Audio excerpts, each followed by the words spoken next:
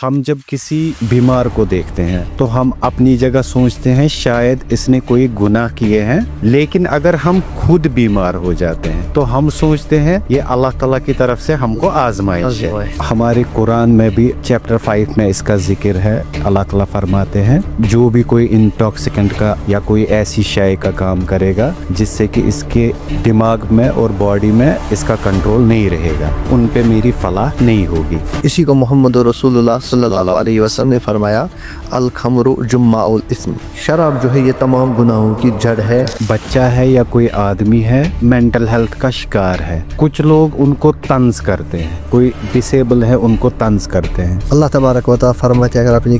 किसी के साथ ऐसा कुछ किया, जब तक मैं आपको उस काम में मुब्तला नहीं करूँगा तब तक छोड़ूंगा नहीं। इससे बड़ी वईद और क्या हो सकती है। सहर और नज़र की अगर हम बात करेंगे, क्या ये इस्लाम में प्रूवन है कि ये चीज़ें हैं? तो एक इंसान को कैसे बचना चाहिए इन चीज़ों से? जो इंसान ये करता है अल्लाह ताला का अजाब उस इंसान पे क्या हो सकता है? सबसे पहले नज़र और सेहत, ये दोनों चीज़ें बरहक है। अगर कोई किसी दर्द में मुब्तला है या किसी जहनी तकलीफ में मुब्तला है, अकॉर्डिंग टू कुरान और हदीस क्या करना चाहिए उसको? इंसान हमेशा ये सोचना चाहिए खुदा न करे मैं इस बीमारी में मुब्तला हो जाऊँ, तो मेरे साथ अगर कोई बुरा करेगा तो क्या हो सकता है। आजमाइशें तो अल्लाह तबारक व तआला की तरफ से आती रहती है। आप सब ने फरमाया जितना मुझे आजमाया गया अल्लाह ताला के रास्ते में, इतना किसी को नहीं आजमाया गया।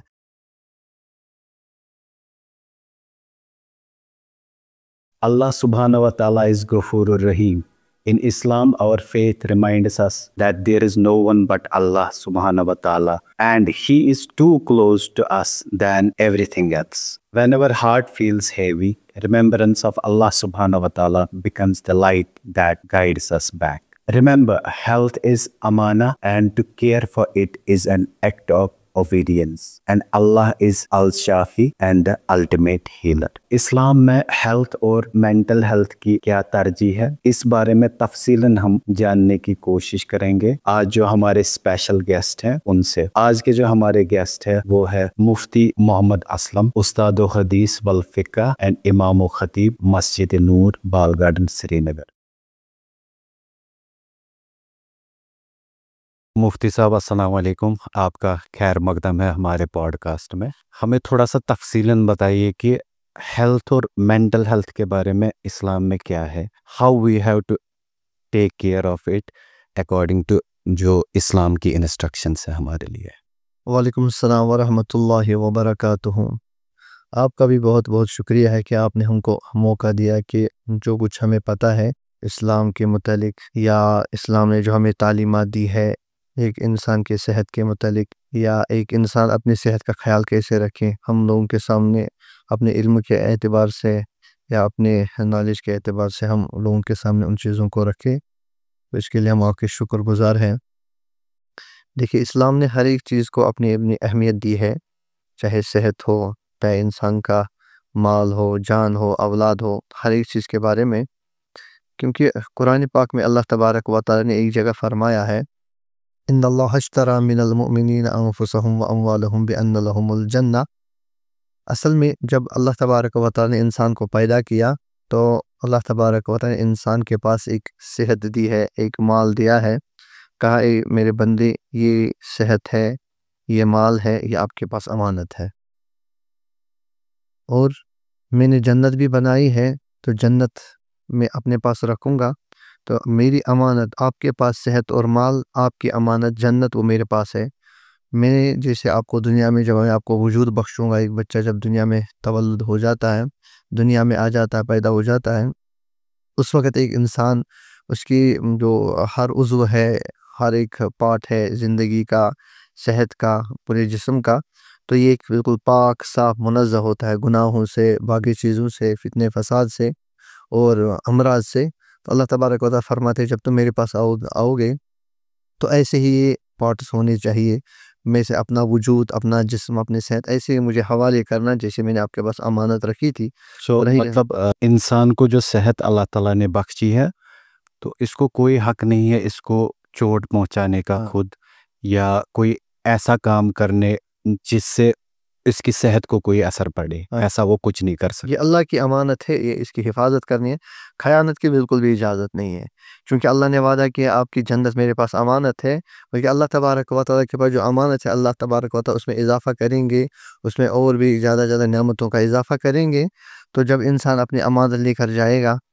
جو اللہ کی امانت اس کے پاس ہے، تو اللہ تبارک و تعالیٰ بھی اس کو اپنی امانت ویسے ہی حفاظت کے اس کو دیں گے۔ تو اس وجہ سے انسان کو ان چیزوں کا، چاہے مال کہاں خرچ کیا، صحت کہاں خرچ کی ہے، صحت میں چونکہ انسان کا جو جسم ہے، اپنی زندگی ہے، اس میں کچھ پہلو خاص ہے، جیسے جوانی ہے۔ جی جیسے حدیث میں ہے کہ ایک انسان جو ہے، جس پاک میں آپ صلی اللہ علیہ وسلم نے فرمایا، ابن آدم کے قدم تب تک اللہ تبارک و تعالیٰ کے پاس سے ہٹیں گے نہیں، یہ آگے پیچھے نہیں جا سکتا ہے، نہ جنت میں نہ جہنم میں، جب تک یہ 5 سوالوں کا جواب نہیں دے گا۔ اس میں ایک ہے خاص کر کے ان عمرہ فیما افنا، اپنی عمر کو تم نے کہاں پر ضائع کیا، کہاں فنا کیا، خاص کر جوانی کے بارے میں، اپنی جوانی کو تم نے کہاں پر ضائع کیا۔ تو اس جوانی کے بارے میں آپ کو اللہ تبارک و تعالیٰ کی پوچھ ہوگی، کیونکہ جوانی میں انسان وہ کر سکتا ہے جو بڑھاپے میں یا بچپن میں نہیں کر سکتا، جی کیونکہ جوانی میں انسان کو شیطان کا بھی دبدبہ ہوتا ہے، لالچ ہوتی ہے، نفسانی تقاضے ہوتے ہیں، جذبات ہوتے ہیں۔ تو ان چیزوں پر انسان قابو پا کر، ان چیزوں پر کنٹرول کر کے کیسے ایک انسان اللہ تبارک و تعالیٰ کو یاد کر سکتا ہے، جیسے ہے وقت پیری گرگ ظالم می شود پرہیزگار، در جوانی توبہ کردن شیوئی پیغمبری۔ ایک فارسی میں ایک شعر ہے کہ جوانی میں توبہ کرنا یہ انبیاؤں کا طریقہ رہا ہے، ماشاء اللہ۔ اور کیونکہ جب انسان بوڑھا ہو جاتا ہے اس وقت اگر انسان گناہوں سے بچے گا تو یہ کوئی کمال کی بات، کیونکہ جب بیڑیا جو ہے جب وہ بھی بوڑھا ہو جاتا ہے اس وقت وہ شکار نہیں کرتا ہے، کیونکہ اس وقت شکار کرنا کوئی کمال کی بات نہیں ہے، جب شکار کرنے کا اس کو طاقت تھی تب شکار نہ کرنا یہ کمال ہے۔ مفتی صاحب اس کا مطلب یہ ہے کہ جوانی میں اگر کوئی عبادت کرتا ہے اس کا ویٹ بہت زیادہ ہے ایز کمپیئر ٹو اگر کوئی بڑھاپے میں کرے۔ بالکل بالکل۔ تو مفتی صاحب ہمیں بتائیے ڈرگس کے جو معاملات ہے، کوئی فار ایگزامپل اگر ڈرگس کا استعمال کرتا ہے تو ہمارے قرآن میں بھی اگر ہم دیکھیں گے چیپٹر 5 میں اس کا ذکر ہے، آیت نمبر 90 میں، کہ اللہ تعالیٰ فرماتے ہیں جو بھی کوئی انٹاکسیکنٹ کا کام کرے گا یا کوئی ایسی شے کا کام کرے گا جس سے کہ اس کے دماغ میں اور باڈی میں اس کا کنٹرول نہیں رہے گا، وہ شیطانی کام ہے، ان پہ میری فلاح نہیں ہوگی۔ اس کے بارے میں تھوڑا سا ہمیں تفصیلاً بتائیے۔ اصل میں اللہ تبارک و تعالیٰ نے ایک انسان پر بہت احسان اور کرم کیا ہے۔ اللہ نے یہ بھی فرمایا میری امانت ہے، جیسے کہ اس سے پہلے آ چکا ہے، اور بعد میں اللہ تبارک نے یہ بھی فرمایا کہ اس امانت کو آپ کو کیسے حفاظت کرنی ہے۔ یہ ایک واقعہ ہے کہ ایک آدمی سے کہا گیا، ایک مسلمان سے کہا گیا کہ آپ بدکاری کرو۔ اس نے کہا نہیں، میں بدکاری نہیں کر سکتا، کیونکہ میں بدکاری کروں گا یہ تو دنیا میں بہت بڑا گناہ سمجھا جاتا ہے، چاہے کوئی کیا کہتے ہیں کوئی بھی کسی بھی مذہب سے تعلق رکھتا ہے اس کو کوئی اچھا نہیں سمجھتا ہے، مایوس سمجھتا ہے، بلکہ اسلام نے اس کی شدت اور بڑھائی کی۔ اسلام نے یہ کہا کہ یہ تو بہت بڑا گناہ ہے، تو اس نے مانا نہیں۔ اس سے بعد میں کہا گیا کہ آپ ایک کام کرو، آپ قتل کرو۔ اس نے کہا میں قتل بھی نہیں کر سکتا، کیسے میں ایک انسان کو قتل کر سکتا، کیسے میں اس کا زندگی میں چھین سکتا ہوں۔ اس کو کہا کہ چلو کوئی بات نہیں ہے، اس کو کہا کہ چلو شراب کی گھونٹ تو پی لو۔ اس نے کہا چلو قتل کرنا، زنا کرنی تو کسی اور کے ساتھ کیا جائے گا، کسی کو ظلم کرنا، چلو شراب تو اس کا معاملہ تو اپنی ذات کے ساتھ ہے، کوئی بات نہیں میں شراب پیتا ہوں۔ تو دوستی میں اس نے یا فرینڈوں نے کہا تو اب اس نے پی لی۔ جب اس نے پی لی تو اس کا جو دماغی توازن ختم ہو گیا، اس کو پتہ نہیں کہ میں کیا کر رہا ہوں، مجھے کیا کرنا ہے۔ اس کے بعد جب اس کا کیا کہتے ہیں وہ اپنے آپے سے باہر ہو گیا، کنٹرول سے باہر ہو گیا، اس کے بعد اس نے زنا بھی کیا۔ اس کے بعد اس نے جس کے ساتھ زنا کیا اب اس کو ڈر محسوس ہونے لگا کہ پتہ نہیں میرے ساتھ کیا ہوگا، ایک ثبوت میں چھوڑ رہا ہوں۔ اس نے جس کے ساتھ زنا کیا اسی کو قتل کیا۔ تو اسی کو محمد رسول اللہ صلی اللہ علیہ وسلم نے فرمایا الخمر جماع الاسم یا جماع الآثام، شراب جو ہے یہ تمام گناہوں کی جڑ ہے، شراب جو ہے یہ تمام گناہوں کو جمع کرنے والا ہے۔ اس کی مثال اسی طریقے سے دی، جب کوئی شراب پیتا ہے یہ پھر کچھ بھی کر سکتا ہے، اس کو بعد میں کوئی تمیز نہیں رہتی، کنٹرول نہیں رہے گا اس کو۔ اور دوسری بات اس کو کہ ایک انسان کی صحت جب بگڑ جاتی ہے، اس کی لت لگ جاتی ہے، پھر انسان بہت مشکل ہے، مطلب 100 میں سے 1% یا 2% واپس آتے ہوں گے، ورنہ جو انسان اس میں پھنس گیا تو پھنس گیا۔ کیونکہ جب ہم تواریخ دیکھتے ہیں یا قرآن پاک کی جو ہم آیتوں کو دیکھتے ہیں یا قرآن پاک کے مضامین احکام کو دیکھتے ہیں، پہلے صحابہ، کچھ صحابہ تو بہت زیادہ اس کے عادی تھے، تو آپ صلی اللہ علیہ وسلم نے یہ فرمایا کہ یسألونک عن الخمر والمیسر، اللہ تبارک و تعالیٰ نے یہ آیت نازل کی، اے اللہ کے رسول یہ لوگ آپ سے شراب اور جوئے کے بارے میں پوچھ رہے ہیں کہ شراب اور جوا پینا کیسا ہے، تو آپ ان سے کہہ دیجئے فیہما اسم کبیر، اس میں بڑا گناہ ہے، وہ منافع للناس، لیکن شراب میں کچھ فائدے بھی ہے، جوئے میں کچھ فائدے بھی ہیں، یعنی جو ایسا نہیں کہ فائدہ ہے تو پھر چھوڑا کیوں، یہ مطلب ان کے اعتبار سے اس میں فائدہ ہے کہ انسان کو کوئی پریشانی ہے، ایک گھونٹ مار دی تو انسان کیا کہ دھت ہو گیا، سو گیا نشے میں، تو یہ مطلب لگتا ہے پریشانی نہیں ہے. پریشانی ختم ہو گئی. اسی طریقے سے جوئے میں یہ ہے کہ انسان کماتا زیادہ ہے، جیسے آج کل تو ایک ٹرینڈ چلا ہے، لوگ گیم کھیلتے ہیں، کسی نے اپنی بیوی کا سونا لیا، کسی نے کچھ لیا، کسی نے مکان بیچ دیا. آج کل تو مطلب کچھ مہینوں سے ہی سننے کو ملا بہت ہے سو سننے میں آیا. کہ لوگ جو ہے راتوں رات کروڑ پتی بننے کا خواب دیکھتے ہیں، تو اس کے لیے محنتیں لگتی ہے، محنت کرنی پڑتی، پھر جا کے انسان کو کچھ حاصل ہو جاتا ہے، لیکن انسان کے پاس آنا چاہیے، دنیا پیسے آنے چاہیے، چاہے اس کے لیے انسان کو کیا کہتے ہیں حلال طریقہ اپنانا پڑے یا حرام طریقہ. تو آپ صلی اللہ علیہ وسلم نے فرمایا کہ آپ سے فرمایا گیا ہے کہ اس میں نفع بھی ہے، لیکن اسمہما کبیر، لیکن نقصان اس کا زیادہ ہے، ومنافع للناس. ایک وقت تو صحابہ کو لگا کہ نہیں ایسا مسئلہ ہے، تو تھوڑا بہت کچھ صحابہ رک گئے، زیادہ نہیں رک گئے. تو اس کے بعد دوسرا حکم ہوا شراب کے بارے میں کہ کہا گیا کہ یا ایھا الذین آمنوا لا تقربوا الصلاۃ وانتم سکارا. صحابہ نے کچھ شراب وغیرہ کچھ پیا تھا اس وقت، کیونکہ جائز تھا، ابھی حرام نہیں، حرام کا حکم اس ٹائم وہاں پہ جائز تھا. ہاں کہا گیا تھا کہ حرام یہ اچھا نہیں ہے، اگر کوئی پیے گا تو ٹھیک ہے، اگر کوئی نہیں پیے گا تو وہ اچھی بات ہے، نہ پینا ہی. اس کے بعد جب دوسرا حکم ہے، صحابہ نے کچھ مجلس میں کسی میں کوئی محفل، جیسے ہمارے یہاں فنکشن ہوتے کچھ فنکشن، تو صحابہ نے پی لیا. اس کے بعد جب نماز میں گئے تو صحابہ ادھر ادھر بھٹکنے لگے، ادھر ادھر کچھ ایسی حرکتیں کریں جس سے نماز بھی خراب ہو گئی. تو اس وقت یہ حکم نازل ہوا یا ایھا الذین آمنوا لا تقربوا الصلاۃ وانتم سکارا، اے ایمان والو نماز کے قریب ہی مت جاؤ جس وقت تم نشے کی حالت میں ہو. اس کا مطلب ہے کہ عام حالت میں تم پی سکتے ہو، لیکن نماز کے وقت آپ نہیں پی سکتے. یہ دوسرا حکم. جب تھوڑا کیونکہ صحابہ بہت زیادہ اس چیز کے ایڈکٹ ہو گئے تھے، عادی بن گئے تھے، تو ایک وقت مطلب یکدم ایک وقت میں ان کو اس چیز سے نکالا بہت مشکل ہے، اس لیے ان کو پہلے کہا گیا یہ گناہ ہے، اچھا نہیں ہے. اس کے بعد کہا گیا ہے کہ نماز کی حالت میں مت پیو. تیسرا حکم آیا یا انما الخمر والمیسر والانصاب والازلام رجز من عمل الشیطان فاجتنبوہ. سیدھا حکم آیا کہ شراب وغیرہ، یہ جوا وغیرہ، یہ سب شیطان کے کام ہے، اس سے تم کو بچنا لازم ہے. چونکہ صحابہ پہلے سے ہی تھوڑا اچھے تھے، جو صحابہ تھے صحابہ سب اچھے ہی تھے، لیکن کچھ صحابہ چاہتے تھے کہ ہم چھوٹی چھوٹی چیزوں سے بھی بچ جائے. وہ زیادہ تقوی شعار تھے، زیادہ احتیاط کرتے تھے، تو وہ پہلے ان چیزوں سے بچ چکے تھے. تو بعد میں جب حکم آیا تو بعد میں یہ بھی کہا گیا کہ مدینے کی گلیوں سے جیسے ایک سیلاب آ جاتا ہے، ویسے شراب کی کیا کہتے ہیں ندیاں نہریں ہاں لگی. تو یہ تو شراب کیوں اس سے کہ بہت سارے نقصانات ہوتے ہیں. ایک تو مال کا بھی نقصان ہے، خاص کر جان کا، صحت کا، اور جو اہل و عیال ہے وہ بھی پریشان. تو اس وجہ سے کہا گیا کہ شراب جو ہے یہ گناہوں کی جڑ ہے، سب گناہوں کو یہ جمع کرنے والا ہے. سو اٹ مینس کہ ہمارے پاس کلیئر کٹ انسٹرکشن ہے کہ یہ چیز پرمیسیبل نہیں ہے. ہاں بالکل، کیونکہ اس کی وجہ سے فیملی میں بھی تکلیفیں ہیں، بزنس میں بھی تکلیفیں ہیں، اور جان کی تو تکلیف ہے ہی اس میں. مفتی صاحب ہمیں بتائیے، کوئی شخص اگر بیمار ہے تو ان کی فیملی بھی بہت پریشان رہتی ہے. اسلام میں کیا ہم جو ابھی سائنٹیفک ایج چل رہی ہے، ڈاکٹرز وغیرہ کے پاس کیا ہم جا سکتے ہیں، علاج کر سکتے ہیں، اور ان کا رول اور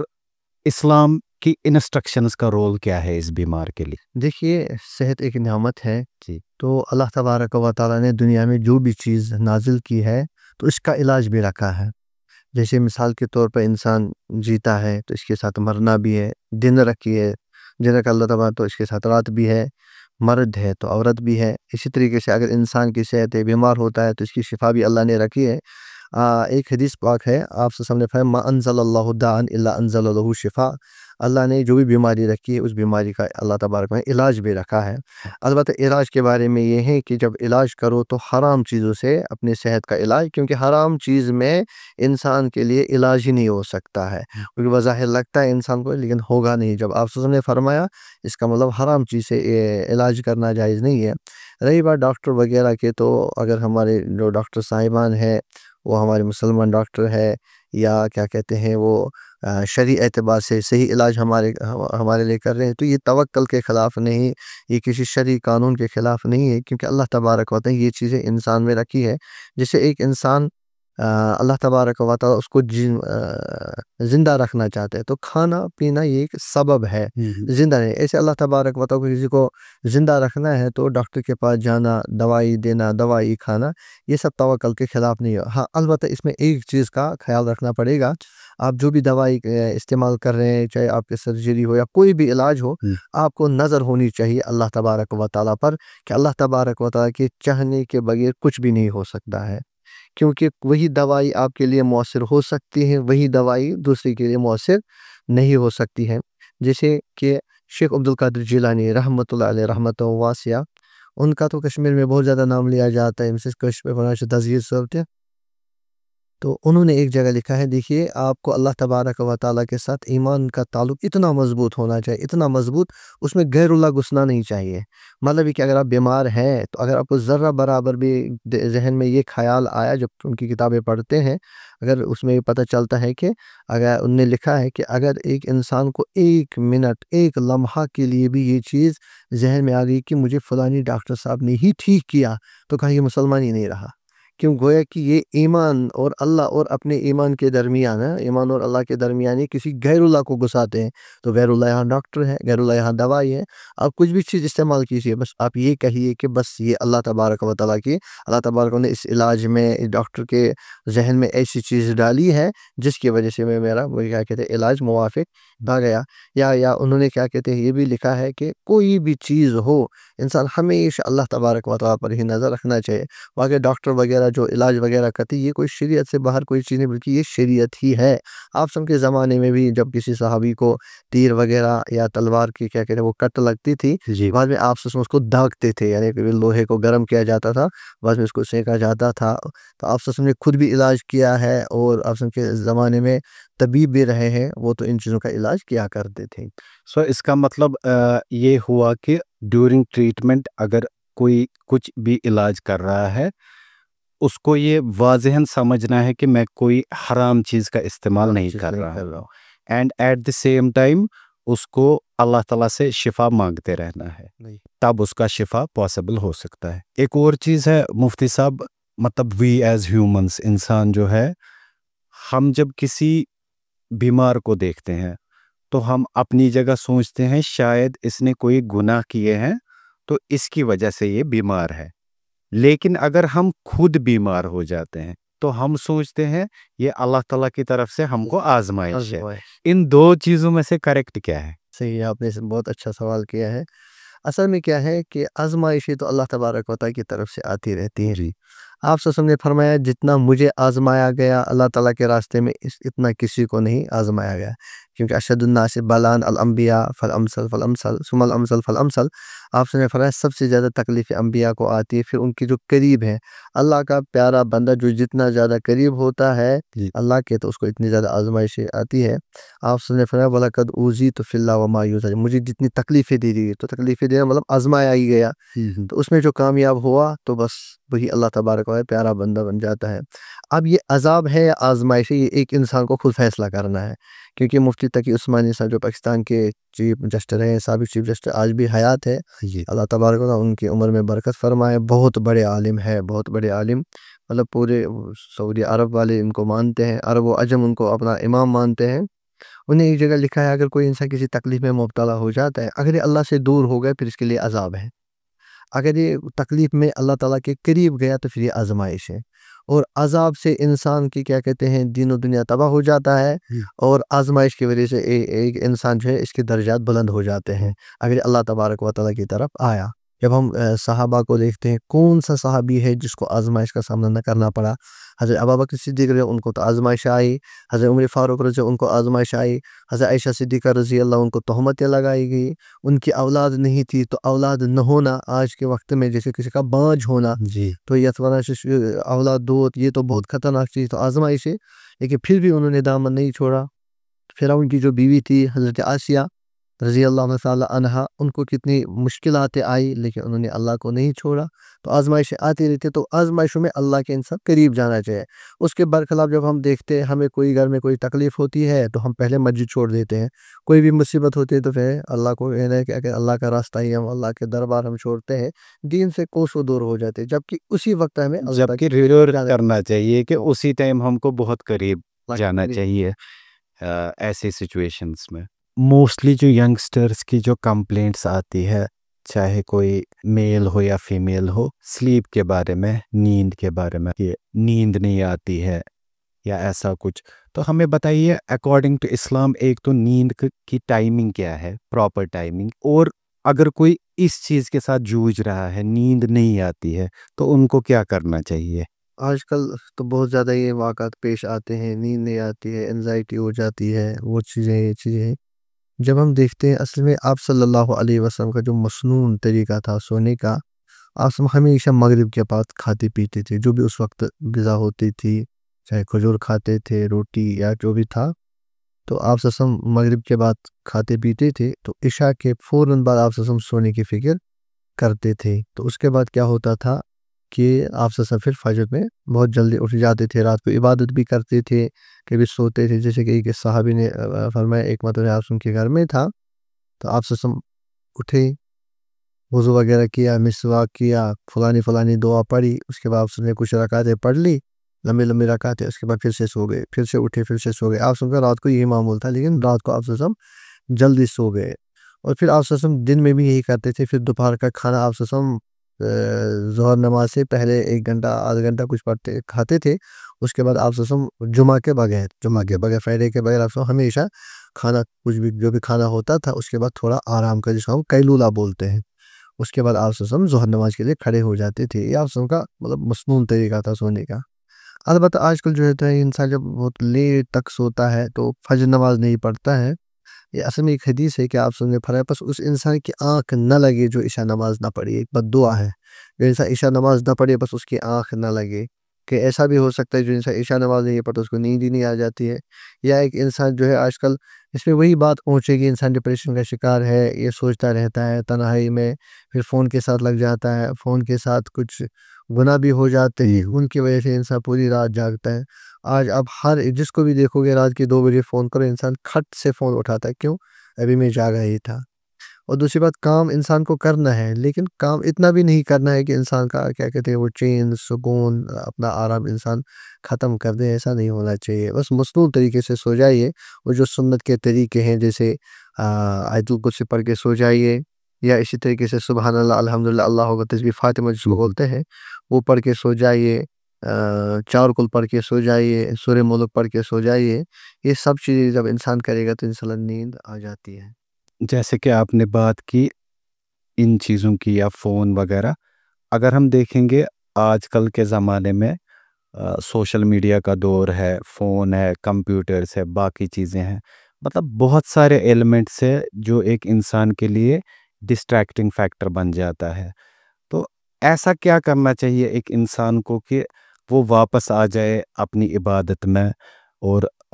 اللہ کا ذکر کرے اپارٹ فرام دیز تھنگس؟ ہاں، اس کو ہم دوسرے الفاظ میں کہہ سکتے ہیں کہ اکثر انسان جس کو ہم کہتے ہیں کہ آپ فون کیوں دیکھتے ہو، وہ کہتے ہیں کہ میں فون دیکھنا کوئی غلط تھوڑی ہے،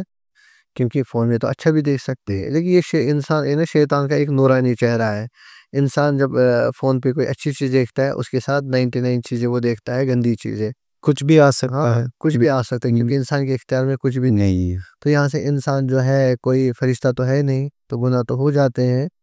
تو انسان کیا کرنا چاہیے اپنا، جیسے انسان طالب علمی کے زمانے میں جب اسٹوڈنٹ ہوتا ہے، اس وقت انسان کے پاس ایک ٹائم ٹیبل ہوتا ہے، مجھے کب پڑھنا ہے، کب اٹھنا ہے. انسان پوری زندگی کے لیے ایک ٹائم ٹیبل بنائے. دنیا میں جتنے بھی کامیاب لوگ ہیں، جتنے بھی ہمارے بڑے بڑے لوگ ہیں، اہل اللہ ہے، صوفیاء کرام ہے، یا اسی طریقے سے جو اللہ کے پیارے بندے ہیں، انہوں نے اپنے لیے ایک ٹائم ٹیبل بنایا. مجھے مغرب کے بعد یہ کرنا ہے، عشاء کے بعد یہ کرنا ہے، یہ کرنا ہے، یہ کرنا ہے، جن کی وجہ سے وہ ایک وقت میں دوسرا کام کرتے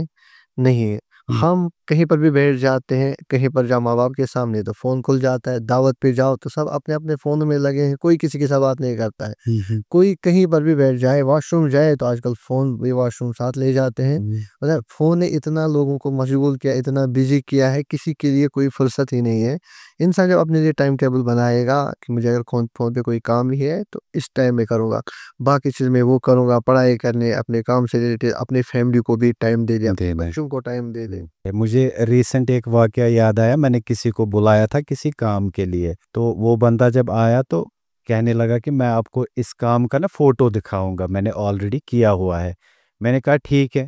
اب اس نے مجھے موبائل فون دیا، اتنے بیچ میں ایک ایڈ آ گئی، بیچ میں غلط ٹائپ کی ایڈ آ گئی،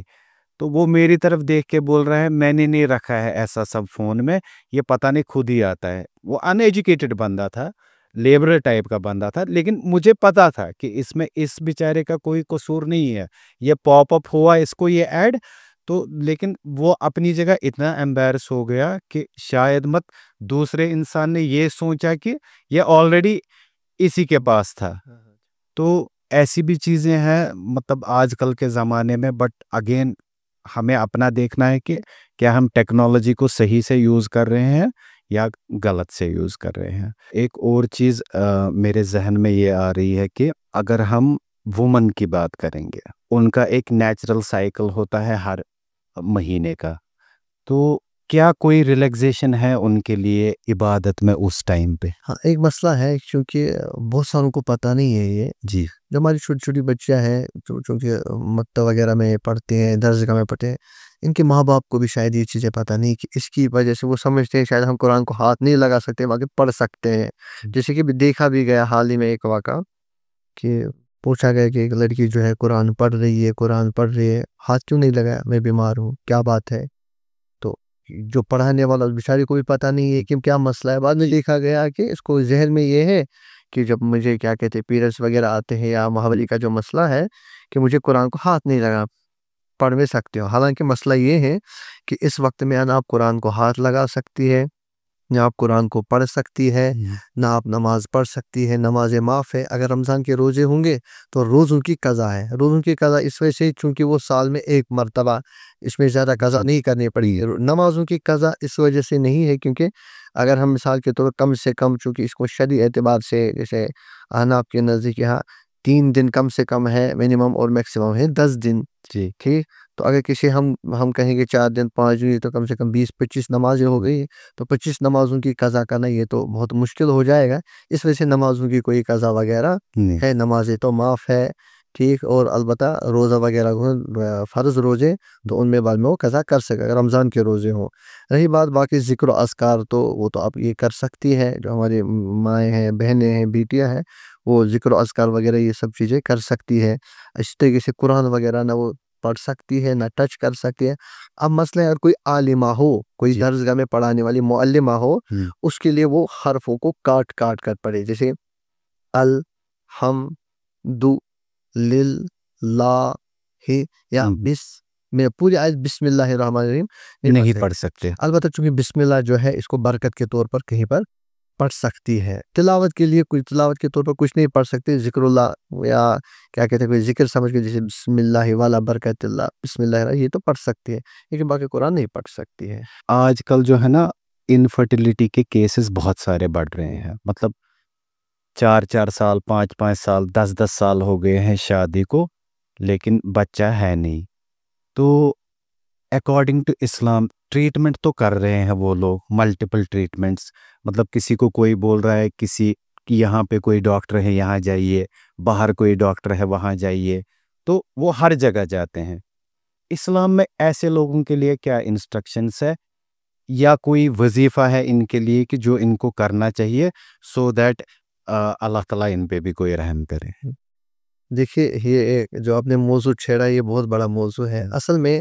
حدیث میں ہے 3 چیزوں میں جلدی کرنی چاہیے۔ حضرت علی رضی اللہ عنہ سے فرمایا گیا، آپ سے نے فرمایا جب جنازہ تیار ہو تو اس میں تاخیر نہیں کرنی چاہیے، ایک چیز۔ دوسری فرمایا گیا کہ جب نماز کھڑی ہو، نماز کا وقت آ جائے فرض نماز کا، تو اس میں دیری نہیں کرنی چاہیے۔ تیسری چیز بتائی گئی کہ جب کوئی لڑکی بالغ ہو تو سب چیزیں مہیا ہوں تو اب نکاح میں کیا نہیں کرنی چاہیے، تاخیر نہیں کرنی چاہیے۔ یہ جو کیا کہتے ہیں عورتوں کا بچہ نہ ہو، آج کل کے زمانے میں 10 عورتوں میں سے 1 یا 2 کو بچہ نارمل، باقی سب کو پرابلم۔ باقی سب کو پرابلم ہے۔ اس کی بہت ساری وجوہات ہے، تو ایک وجہ یہ بھی ہے جو لیٹ میرج ہوتی ہے آج کل، تو آج دیکھا جاتا ہے وہ چیز ہے، یہ چیز ہے، یہ چیز ہے۔ حالانکہ آج کل کے زمانے میں زنا کرنا، بدکاری کرنا بہت آسان ہے، شادی کرنا، نکاح کرنا پھر مشکل عادت ہے وہ بہت مشکل ہے۔ آپ وسلم کے زمانے میں نکاح کرنا بہت آسان تھا، بدکاری بہت اس وقت، مطلب اگر آپ دیکھو کہ آپ وسلم کی جو 23 سالہ زندگی ہے مکہ میں، 13 سال آپ وسلم رہے یعنی نبوت کے بعد، جی اور مدینہ شریف میں آپ وسلم 10 سال رہے۔ ان 23 سالوں میں اکا دکا واقعہ بدکاری کا پیش آیا، کیونکہ اس وقت بدکاری کرنا بہت مشکل تھا، بعد میں کوڑے لگتے تھے۔ اگر کوئی انمیرڈ ہوتا تھا، اگر شادی شدہ، تو اس کو پتھر برساتے، جب تک وہ قتل نہیں ہو جاتا وہیں تب تک اس کو نہیں چھوڑا جاتا تھا۔ لیکن نکاح اتنا آسان تھا کہ جیسے کہ ایک صحابی آیا، ایک مستورات آئی، ایک صحابیہ مستورات، کہا اللہ کے رسول وہبت نفسی لک، میں نے خود کو آپ کے حوالے کر دیا، مطلب یہ کہ یا تو کشمیر میں بغیر سے چینی، آپ میرے ساتھ نکاح کر لو۔ آپ سے 2-3 مرتبہ کوئی جواب، وہاں ایک صحابی اٹھا، کہا اللہ کے رسول اگر آپ کو کوئی حاجت نہیں تو میرا ہی نکاح کیجئے، میری کوئی بیوی۔ تو آپ سب نے اس صحابی سے کہا کہ کیا آپ کے پاس کچھ ہے؟ تو اس نے کہا اللہ کے رسول جو پائجامہ پہنا ہے بس یہی ایک ہے اور کچھ نہیں ہے۔ دوسرا ایسا ہی واقعہ ہے کہ کہا کچھ ہے، دوسرے کو کہا، اس نے کہا کہ کچھ نہیں ہے بس ایک انگوٹھی، کہا کچھ لاؤ انگوٹھی، کسی کو کہا کچھ سورے برے یاد ہے، ہاں اللہ کے سورے کچھ یاد ہے، کہا اس بیوی کو کچھ صورتیں سکھلاؤ ابھی، لیکن بعد میں اس کو مہر، یعنی نکاح کرنا اتنا آسان تھا۔ اس نے کہا کہ میں نے دے دیا، اس نے کہا ہاں میں نے لے لیا تو بس نکاح ہو گیا، اتنا آسان تھا۔ آج کل کے زمانے میں جو دیکھا جاتا ہے کم سے کم پہلے 40-50 لاکھ جمع ہونے چاہیے، پھر شادی، یا غریب لڑکیوں کو کوئی لیتا بھی نہیں ہے، مطلب ایج جب دیکھا جاتا ہے، یہاں سری نگر میں ایک جگہ ہے، ایک محلہ ہے، میں نے سنا کہ وہاں 30-35 لڑکیاں ہیں، کم سے کم 40 پلس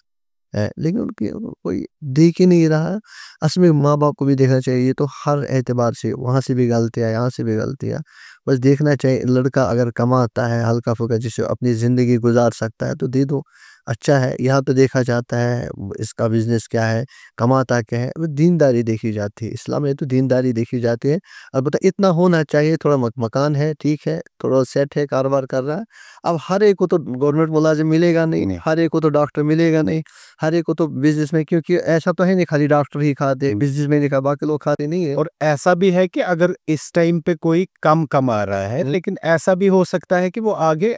اچھا خاصا کما سکے، ایسے اللہ تعالیٰ برکت ہی کرے گا سب کو۔ ایسے واقعات پیش آئے ہیں، انسان کچھ کماتا ہے، جب بیوی آ گئی، جیسے آپ سن کے زمانے میں ایک مرد آئے کہ اللہ کے رسول میں بہت غریب ہوں، کیا کروں؟ تو آپ نے فرمایا شادی کرو، کہا تو خود کا پیٹ نہیں بھرتا بیوی کو، آپ نے فرمایا آپ کر تو لو، میری بات سن لو۔ تو صحابہ کو کیا کہنے، وہ تو فرما بردار تھے، انہوں نے نکاح کر لیا۔ کہا اللہ کے رسول ابھی تو 2-3 دن کے بعد مطلب کچھ ملتا تھا، اب تو وہ بھی گیا۔ آپ نے اور ایک شادی کر لو، جب دوسری بھی کی، تیسری بھی، اب چوتھی کی، وہ آپ سسم کا جواب یہ تھا شادی کر لو، شادی کر لو، کیونکہ جب آپ کے گھر میں 3-4 بیوی آئے گی تو ان کا رزق بھی آپ کی طرف آئے گا تو ہو جائے گا، کیونکہ 4 میں سے ایک تو نکل سکتا ہے۔ جی تو جب تیسری بیوی اس سے اور زیادہ کمی آ گئی، جب چوتھی آئی تو وہ کچھ بناتی تھی، کیا کہتے ہیں، لکڑی کا کچھ بناتی تھی، یا فرش وغیرہ تھے، بہت سارے پتج وغیرہ، وہ اسی طریقہ کوئی کام کرتی، وہ آئی، اس نے 4 بیویوں کو وہ کاروبار سکھایا گھر میں، جس کی وجہ سے گھر میں بہت زیادہ برکت ہو گئی۔ تو وہ اپنا حق یا اپنا رزق جو وہیں سے لے کر آتی ہے۔ تو انسان یہ نہیں سوچنا چاہے کہ میں کیا، کیونکہ رزق کا وعدہ تو اللہ تبارک و تعالی نے خود لیا ہے، ان اللہ هو الرزاق، رزق تو میں تم کو خود دوں گا، بس تم اعمال صالحہ کرتے رہو۔ سو کریکس از کہ ایک تو ہم کو لیٹ میریجز اوائڈ کرنی ہے، سیکنڈ اپنا ہارڈ ورک نہیں چھوڑنا ہے، ہاں اللہ تعالیٰ کا دامن نہیں چھوڑنا ہے، بالکل، اور ہر حال میں اللہ تعالیٰ سے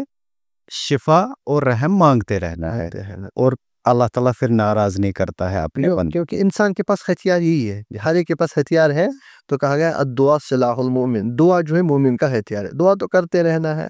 تب جا کے اس کی پاسبلٹی، برکت، اولاد وغیرہ یہ سب اللہ دینے والا ہے، کوئی دینے والا نہیں۔ جیسے کوئی انسان ہے، یہ کل تک ٹھیک تھا، اب اچانک سے یہ کسی ڈیزیز میں مبتلا ہو گیا، اور اب ڈیزیز بڑھ رہی ہے دھیرے دھیرے، کیا اس کا یہ مطلب ہے کہ اس کی امید ٹوٹ گئی، یا پھر ایسا ہے کہ اس کا فیتھ سے بھروسہ اٹھ گیا کہ अल्लाह ताला शायद मुझे इस डिजीज़ में कोई मदद नहीं कर सकते, और धीरे धीरे फिर इस इंसान को भी और इसकी जो फैमिली है उनमें भी धीरे धीरे स्ट्रेस बढ़ जाता है, या कोई इंसान डिप्रेशन का शिकार हो जाता है। डज इट मीन कि उनकी वो जो फेथ है उसमें कोई खलल आ जाती है?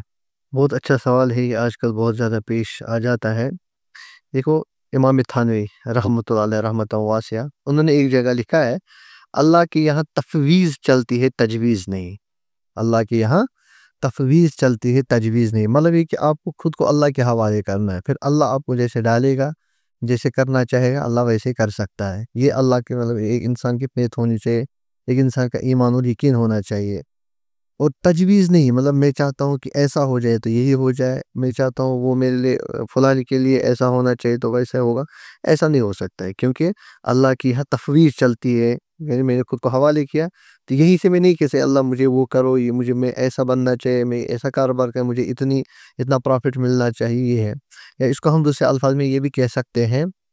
कि इंसान हमेशा तकदीर का सहारा लेना चाहिए, लेकिन उसमें यह है कि पहले इंसान कोशिश करे, अमल करे, उसके बाद क्या करना चाहिए, तकदीर का सहारा लेना चाहिए। इंसान क्या करता है, इसके अंदर दो चीज़ें हैं, या इंसान तकदीर का सहारा लेता है लेकिन करता कुछ नहीं है। क्यों नहीं कर रहे हो? तकदीर में ये चीज़ लिखी होगी तो आएगा, नहीं लिखा होगा तो नहीं आएगा। अरे कुछ तो कोशिश करो। तो काम करने से पहले तकदीर का सहारा लेना, इसको बुज़दिली कहते हैं, और काम करने के बाद तकदीर का सहारा न लेना, ये बेईमानी है, कुफ्र है। अब किसी इंसान ने काम किया, काम करने से पहले तकदीर का सहारा नहीं लेना, पहले काम करो, उसके बाद तकदीर का सहारा ले लो कि अब मैंने काम किया, कोशिश की, मेहनत किया, अब अल्लाह ने जो मेरे मुकद्दर में लिखा होगा तो वो आकर रहेगा। अब दो ही चीज़ें हैं, दो ही ऑप्शन है, या तो ये कामयाब होगा जिसके लिए इसने कोशिश की, या वो चीज़ नहीं आएगी। अगर वो चीज़ आएगी तो शुक्र करेगा, अल्हम्दुलिल्लाह कहेगा, अगर वो चीज़ नहीं आई तो सब्र करेगा, क्योंकि शुक्र के अपने क्या कहते हैं फ़वाइद है, बहुत ज़्यादा फ़ायदे हैं, और सब्र के अपने बहुत ज़्यादा फ़ायदे हैं। जैसे कि एक बहुत बड़े आलिम साहब ने लिखा है कि एक मुसलमान जो है उसके दोनों हाथों में दो लड्डू है। उनसे कहा गया हमको ये चीज़ समझ में नहीं आई। कहा कि दुनिया में इंसान को दो ही हालतें हो सकती है, या खुशी मिलेगी या गम। कहा खुशी मिलेगी, शुक्र किया, अल्हम्दु पढ़ा तो इस पर भी सवाब, नहीं मिला सब्र किया तो इस पर भी सवाब। बोला इंसान की कोई हालत सब सवाब के बगैर हो ही नहीं सकती। इंसान सब्र में भी सवाब कमा सकता है, शुक्र में भी सवाब कमा सकता है। अलबत्ता जो एक इंसान का जो परेशान होता है, या किसी डिप्रेशन का शिकार हो जाता है, कोई भी परेशानी होती है या स्ट्रेस लेता है, उसकी वजूहत ये होती है कि एक इंसान जो है, इसकी उम्मीदें लंबी-लंबी होती है। हमेशा ये होना चाहिए कि मैंने अपनी तरफ से कोशिश की, जब ये चीज़ मेरे मुक़द्दर में नहीं है, समझो अल्लाह की ने तकदीर में यही लिखी थी, शायद ये चीज़ मेरे लिए बेहतर नहीं थी जिसकी वजह से मुझे ये चीज़ नहीं मिली। तो ये हाँ, one has to accept it. हाँ, ये तो एक्सेप्ट करना ही पड़ेगा, क्योंकि हम उस दुनिया में रह रहे हैं जिस दुनिया की कमांड अल्लाह के पास है। जी, हम बिल्कुल। अपने एतबार से अपनी मर्जी के मुताबिक चल नहीं सकते हैं, बस जो अल्लाह चाहेगा वही हो सकता है। तो मुफ्ती साहब, जैसे कोई बंदा है, ये ज़हनी मरीज़ है, या इसको ज़हनी कोई तकलीफ़ है जिसका इसको ट्रीटमेंट भी चल रहा है, तो अकॉर्डिंग टू मतलब हदीस और कुरान, इसके लिए इस्लाम में क्या है जिसकी वजह से इसको सुकून मिल सकता है या इसको राहत मिले, apart from his scientific treatment जो चल रहा है? जो हमारे इसके सेंटर है, तो वहाँ पर जो होते हैं वहाँ के मुंतज़िमीन, वो तो इनको क्या कहते हैं, ज़हन साज़ी करते हैं, जी। सही क्या है, गलत क्या है। बहुत अच्छी बात है, बहुत अच्छा काम वो कर रहे हैं। लेकिन इस्लामी एतबार से जब हम देखते हैं, कुरान में है अला बिज़िक्रिल्लाहि तत्मइन्नुल कुलूब, दिलों को सुकून मिलता है अल्लाह ताला को ये ज़िक्र करने से। बेशक। जब एक इंसान को इस्लामी तरबियत हो, फिर वो जो आपने आप मतलब बहुत कम देखोगे जो दीनदार लोग हैं वो इन चीज़ों में मुब्तला नहीं होते, बहुत कम। वजह क्या है, उनको हर एक मामले में अल्लाह तबारक व तआला पर नज़र होती है। जो इंसान बस ज़ाहिरी असबाब के क्या कहते हैं पैरोकार होते हैं, ज़ाहिरी असबाब को देखते हैं, उसकी वजह से ये हुआ, इसकी वजह से ये हुआ, मुझे यही करना। मटीरियल हाँ, लोग जो। हाँ, जी। तो उनके साथ ये मामलात पेश आ जाते हैं। अब अगर कोई भाई हमारा ये है, इस चीज़ में मुब्तला है, सबसे पहले उसके घर वालों को इसको मरीज़ समझना है, तो उसी एतबार से उसके साथ पेश आए। आजकल क्या होता है, हमारा कोई बच्चा है, हमारा पड़ोसी में भी एक बच्चा है, या हमारे रिश्तेदार में कोई, या 2 बहनों के उसका भी बच्चा है, इसका भी बच्चा, या 2 भाइयों का बच्चा, ہم بچے سے کہتے ہیں دیکھو آپ نے میٹرک کیا ہے اتنے مارکس آنے چاہیے، آپ نے 12th کیا اتنے مارکس ہونے چاہیے، تو ان میں تو چل جاتا ہے، لیکن جو بڑے بڑے ایگزام ہوتے ہیں جیسے نیٹ ہے یا کیا کہتے ہیں انجینئرنگ کے ایگزام وغیرہ ہوتے ہیں، آئی اے ایس کے یہ ایگزام ہوتے ہیں، اس میں کیا ہوتا ہے، ایسا ہو سکتا ہے پڑوسی کا بچہ اس نے کوالیفائی کیا، ہمارے بچے نے کوالیفائی نہیں کیا، یا ہمارے رشتہ داروں نے کسی بچے نے یا کسی بچی نے کوالیفائی کیا، ہمارے بچے نے کوالیفائی نہیں کیا، یہاں تک کہ جب ہم دیکھتے ہیں ہم ان سے مالدار زیادہ، ہماری بلڈنگ، ہماری عمارت، ہمارا مال کھانا ان سے زیادہ، ٹھیک، ہمارے ہر اعتبار سے ہم ان سے بہتر ہیں، ہمارے بچے کے کیا کہتے ہیں وہ کوچنگ سینٹر بھی جاتا تھا، اس سے زیادہ پڑھائی ہر ایک چیز اس کو تھی، لیکن وہ جو بچہ جو کامیاب ہوا وہ اتنا نہیں تھا، تو اب گھر والے اس بچے کو بہت نشانہ بناتے، فلانی نے کیا آپ نے نہیں کیا، اس نے وہ کیا آپ نے نہیں کیا، جس کی وجہ سے یہ بچہ کیا ہوتا ہے ڈپریشن کا شکار ہو جاتا ہے، بس یہی سے یہ ہوتا ہے، یا کوئی بزنس میں فیل ہو جاتا ہے تو وہ بھی ڈپریشن کا شکار ہو جاتا ہے، تو ایسی ایسی چیزیں جب یہ چیز پیش آ جاتی ہے تو ایک انسان اتنا گہرائی میں چلا جاتا ہے، اتنا ڈیپ ہو جاتا ہے، بہت مشکل ہے اس کا وہاں سے واپس آ جائے، کبھی جو ہے اس کے منتظمین یا گھر والے اس کو واپس لانے میں کامیاب ہوتے ہیں، اصل میں ایک ماں باپ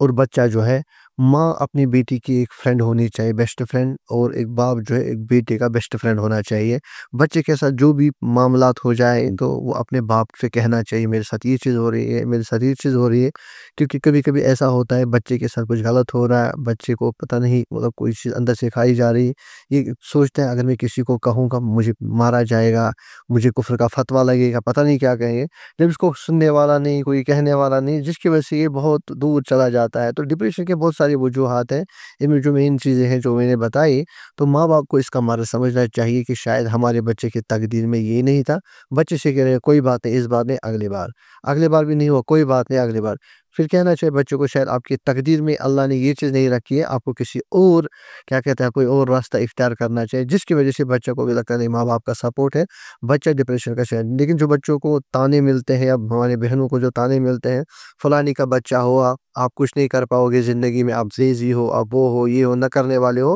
تو بچہ بہت زیادہ ماں باپ سے دور چلا جاتا ہے، اس دنیا سے ہی دور چلا جاتا ہے، آخر میں نتیجہ یہ ہوتا ہے کہ یا تو وہ پھر کہتے ہیں جہنم میں کود پڑتا ہے، یا کوئی اور راستہ اختیار کر کے اس دنیا وہی سے نہ چلا جاتا ہے، ہو جاتے۔ اس کی سب وجوہات یہی ہے کہ تو ایسا ہے مولوی صاحب کہ جیسے کوئی بچہ ہے یا کوئی آدمی ہے جو مینٹل ہیلتھ کا شکار ہے، تو کچھ لوگ ان کو طنز کرتے ہیں، یا کوئی علیل بیمار ہے ان کو طنز کرتے ہیں، یا کوئی ڈسیبل ہے ان کو طنز کرتے ہیں۔ حضور صلی اللہ علیہ وسلم نے کوئی حدیث ایسی فرمائی ہے طنز کرنے پہ؟ یہ تو آپ نے بہت بڑی بات بتائی، مجھے وہ حدیث یاد آئی جس میں آپ صلی اللہ علیہ وسلم نے یہ فرمایا کہ کوئی بیچارہ اس کو ٹانگ میں کوئی پریشانی ہے جی، آپ اس کو لنگڑا نہ کہیں، کسی کو بینائی نہیں آپ اس کو اندھا مت کہیے، قرآن میں ہے یا ایھا الذین آمنوا لا یسخر قوم من قوم عسیٰ ان یکونوا خیرا منہم، تم ظاہری چیزوں کو دیکھ کر کسی کو مذاق مت کرو، عورت کو مذاق نہ بنائے، مرد حضرات کو مذاق نہ بنائے، کیا پتہ اللہ کے یہاں وہ زیادہ پیارا ہو اور آپ زیادہ پیارے نہ ہو۔ ہاں، دوسری بات، اگر کوئی کسی کو کرسچائز کرتا ہے یا طنزیہ الفاظ کہتا ہے تو اللہ تبارک و تعالیٰ فرماتے ہیں اگر آپ نے کسی کے ساتھ ایسا کچھ کیا، جب تک میں آپ کو اس کام میں مبتلا نہیں کروں گا تب تک چھوڑوں گا نہیں، اس سے بڑی وعید اور کیا ہو سکتی ہے۔ اس کا مطلب اگر کوئی انسان کسی کو دیکھے پھر کیا کرنا چاہیے، ہمارا پھر ایکشن کیا ہونا چاہیے، بس وہ دعا یاد ہونی چاہیے، الحمدللہ الذی عافانی مما ابتلاک فیہ وفضلنی علی کثیر ممن خلق تفضیلا، کہ کیا کہتے ہیں تمام تعریف ہے اس اللہ کے لیے جس نے مجھے عافیت بخشی اس تکلیف سے جس تکلیف میں آپ مبتلا ہو، بعد میں اس کے لیے بھی دعا کرنی چاہیے، اللہ اس کو بھی شفا بخشیجیے، اس کو بھی ٹھیک کیجیے، یہ بہترین دعا ہے، طنز کی جگہ نہیں ہے کوئی اسلام میں جگہ کچھ نہیں، بھی۔ کیونکہ اصل میں کہتے ہیں کٲشِر پٲٹھۍ چھِ وَنان کہ اصل کرال چھُ بانہٕ بناوان تِم کتریو بانہٕ، اگر کانٛہہ کتریو بانس ونہِ یہِ چھُ ہوٚل، سُہ چھُنہٕ بانس آسان کینٛہہ، سُہ چھُ آسان بناون وٲلِس، اگر ہم کسی کو، کیونکہ الخلق عیال اللہ، تمام مخلوق جو ہے اللہ کا عیال ہے، اللہ کے عیال کو کوئی کچھ کہے گا، آپ کے بیٹے کو، آپ کی بیٹی کو کوئی کچھ کہے گا، آپ برداشت کرو گے؟ تو ماں باپ سے زیادہ محبت تو اللہ تبارک و تعالیٰ کو اپنے عیال سے، اپنے بندوں سے ہے، تو اللہ کو کہاں یہ چیز برداشت ہوگی۔ صحیح بات ہے۔ اکارڈنگ ٹو اسلام اگر ہم دیکھیں گے تو صبر اور شکر کا کیا رول ہے؟ کیونکہ خدا نخواستہ اگر کسی کی ڈیتھ ہوتی ہے یا کسی کو کوئی پرابلم ہوتی ہے تو موسٹلی لوگ اس کو کہتے ہیں اب آپ صبر کیجئے، تو اکارڈنگ ٹو اسلام کیا رول ہے صبر اور شکر کا؟ دیکھیے یہ دو چیزیں ہیں، نام تو چھوٹا ہے صبر اور شکر، لیکن ہے بڑا، بہت بڑا موضوع۔ صبر جو ہے اس کی 3 قسمیں ہیں۔ ایک تو ہے کسی انسان کو کوئی گناہ ہوا، مطلب گناہ کا موقع ملا لیکن یہ صبر کر رہا ہے، مطلب وقت کا تقاضا ہے کہ آپ ایک بار آنکھ اٹھا کر دیکھو گناہ کی طرف، لیکن یہ نہیں اٹھا رہا ہے، اس وقت جو اپنے آپ کو کنٹرول کیے ہوئے یہ صبر ہے۔ ایک صبر تو وہ ہے کہ کوئی مصیبت پر کوئی صبر ہے، یہ بھی صبر ہے۔ ایک صبر تو وہی انسان صبح سردیوں میں کیا کہتے ہیں، اندھیرا ہے، بارش پڑ رہی ہے، برف پڑ رہی ہے، سردیوں میں اٹھ رہا ہے تو اس کو تکلیف بھی ہوتی ہے، نماز میں جاتے جاتے، مسجد جاتے جاتے، یا صبح دکان کے لیے نکلنا، بزنس کے لیے نکلنا، بہت لمبا سفر کرنا، اس کو پتہ ہے بہت مشکلات کا سامنا کرنا، لیکن پھر بھی صبر کا یہ ہے صبر علی الطاعت، صبر علی المصیبہ، صبر علی المعصیہ، یہ چیزیں، تینوں چیزیں ہیں۔ البتہ انسان یاد رکھنا چاہیے، جیسے میں نے پہلے بتایا، انسان کو غم پریشانی تو زندگی کا ایک حصہ ہے، پارٹ آف لائف ہے، یہ چیزیں تو آتے رہیں گی، اس پر انسان صبر کرے گا تو صبر پتے سو اس کو ثواب مل ہی جائے گا۔ البتہ ایک دعا ہے، اگر کوئی انسان صبر کے وقت وہ دعا پڑھے گا تو اللہ تبارک و تعالیٰ اس کو جس پر یہ صبر کرے اس سے بہتر چیز عطا کرے گا۔ جیسے وہ اللہم اجرنی فی مصیبتی واخلف لی خیرا منہا، اے اللہ مجھے اس صبر کا کہ بھلے مجھے اجرت، بہترین اجرت دیجیے، کہ اللہ اس سے بہتر چیز مجھے عطا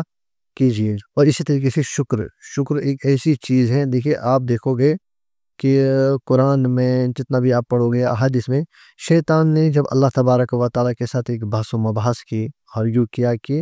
اے اللہ یاد رکھنا، آپ نے آدم علیہ السلام کو مجھ پر فوقیت دے دی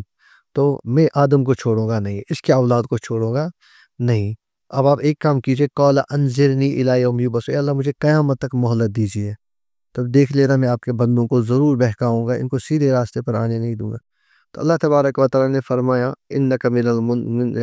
المنظرین، قال فبما اغویتنی لاقعدن لهم صراطک المستقیم، اے اللہ جس چیز کی وجہ سے آپ نے مجھے گمراہ کیا، اپنے اس راندہ درگاہ کیا، مطلب مردود کیا یہاں سے اپنے دربار سے، اے اللہ اس کو میں، ان کے لیے میں سیدھے راستے پر بیٹھوں گا، ان کو میں وہاں سے راستہ بھٹکاؤں گا، ان کو جانے نہیں دوں گا آپ کے پاس،